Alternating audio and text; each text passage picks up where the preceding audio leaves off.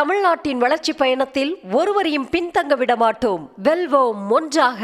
Sir, உங்ககிட்ட ஐயப்பனுக்கு நிறைய பாடல்கள் இருக்கலாம். ஆனாலும் பிராண்ட் அம்பாசிடர்னா வீரமணி அவர்களும் ஜெயசுதாஸ் அவர்களும் தான். நிறைய பாடல்கள் நீங்க பாடியிருப்பீங்க. நீங்க எத்தனை வருஷமா அந்த ஐயப்பன் கோயிலுக்கு நீங்க நடைப்பயணம் போயிருக்கீங்க? அந்த தருணத்தை பத்தி சொல்லுங்க. நான் ஒரு 30 வருடமாக போயிட்டு இருக்கேம்மா. 30 வருடமாக போயிட்டு இருக்கேன். இப்போ நீங்கள் சொன்ன மாதிரி ஐயப்பனின் சபரி யாத்திரை என்பதே ஒரு தனித்துவமானது, உணர்வுபூர்வமானது. நம்ம மாலை அணிந்த நாளிலிருந்து ஐயப்பன் நமக்காக காத்திருப்பார். சகோதரி அழகாக சொன்ன மாதிரி இருமுடியை நம்ம எடுத்துன்னு வந்து இருமுடி தாங்கினோடனே அந்த இருமுடி எப்போ நம்ம வந்து சேரும், அதாவது நெய் தேங்காய் நெய்யை ஆத்ம சமர்ப்பணம் என்று சொல்வார்கள். அந்த அழுகக்கூடிய தேங்காயில் அழுகாத நெய் இருக்கும். அது மாதிரி இந்த உடல் அழிஞ்சாலும் உள்ளே ஆன்மா அழியாது. அந்த ஆன்மா சமர்ப்பணமாக நெய்யை நம்ம சமர்ப்பிக்கிறோம்.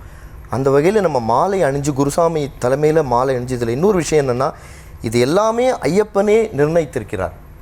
மாலை அணிகிறதுலேருந்து எப்படி எனக்கு விரதம் இருக்கணும், எப்படி மலைக்கு வரணும், எல்லாமே.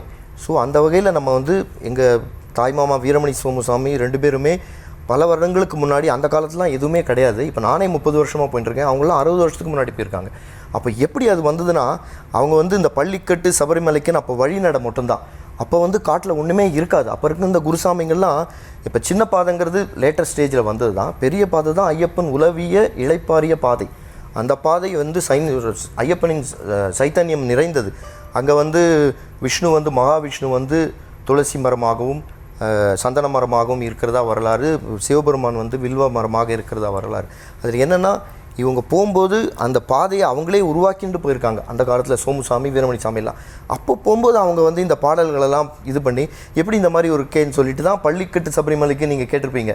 பள்ளிக்கட்டு சபரிமலைக்குங்கிற அந்த வழிநட சரணத்தை வச்சு பள்ளிக்கட்டு சபரிமலைக்குன்னு ஆரம்பித்து அதுலேருந்து ஆரம்பிச்சது. ஐயப்பன் சங்கீத பிரியன். பஜன்ஸ் நம்ம எவ்வளோக்கு எவ்வளோ பாடுறோமோ அவர் கேட்டு சந்தோஷப்படுவார். இது என்னென்னா, பாட பாட சரணம் கூற கூற நம்ம மலை ஏறும்போது நமக்கு அவ்வளோ ஒரு சக்தி கிடைக்கும்.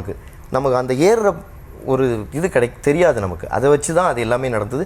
ஒவ்வொரு மலையின் போதும் நம்ம சொல்லுவாங்க, நான் 30 வருஷம் போயிட்டேன், 40 வருஷம் போயிட்டேன் குருசாமி. அதெல்லாம் கிடையாது. ஐயப்பன் தான் குருசாமி, எல்லாமே கன்னிசாமி தான். ஒவ்வொரு வருடமும் நாம் இன்று இந்த வருடம் முதல் முறையாக சபரிமலைக்கு செல்கின்றோம் என்ற நினைப்போடு தான் நம்ம போகணும். ஆணவத்தை அழிக்கக்கூடிய யாத்திரை தான் அது. நான் என்று அகந்தை அழிக்கக்கூடிய யாத்திரை தான் சபரிமலை யாத்திரை. அதோட தத்துவமே அதுதான். சகோதரி எல்லாம் சொல்லுவாங்க உங்களுக்கு அது. ஸோ அதனால் அவங்க அப்போ போகும்போது அந்த மாதிரி இந்த பாடல்களை இயற்றி நாங்கள் ஒவ்வொரு கச்சேரி போகும்போது அந்த பாடல் பாடுவோம். இதுவை தான் எங்களுக்கு சக்தியே, மலை ஏறும் சக்தி கொடுக்கறதுமா.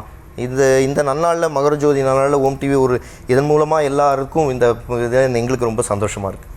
தமிழ்நாட்டின் வளர்ச்சி பயணத்தில் ஒருவரையும் பின்தங்க விட மாட்டோம். வெல்வோம் ஒன்றாக.